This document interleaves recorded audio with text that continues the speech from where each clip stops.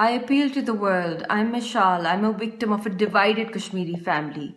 My husband, Muhammad Yasin Malik, is the face of the peaceful political freedom struggle of the right to self-determination of the people of Jammu and Kashmir. But right now, he's in a death cell in Tihar jail, and that is the price he's paying for fighting for his people. And please save my husband. I appeal to United Nations Secretary General. I appeal to the Human Rights Commissioner, to the ICRC, to Amnesty International, to Human Rights Watch to please take up the case of my husband and save him.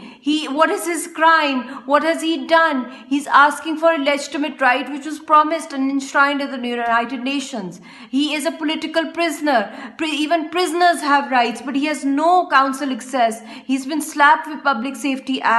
And he's right now in a death cell with this an open toilet. It's a very shabby and unhygienic condition. He's already a chronic patient, a heart patient, and a kidney patient, and he's on life-saving drugs. And I'm afraid the Indian authorities are hell-bent upon killing him. Please save my husband. Please save him.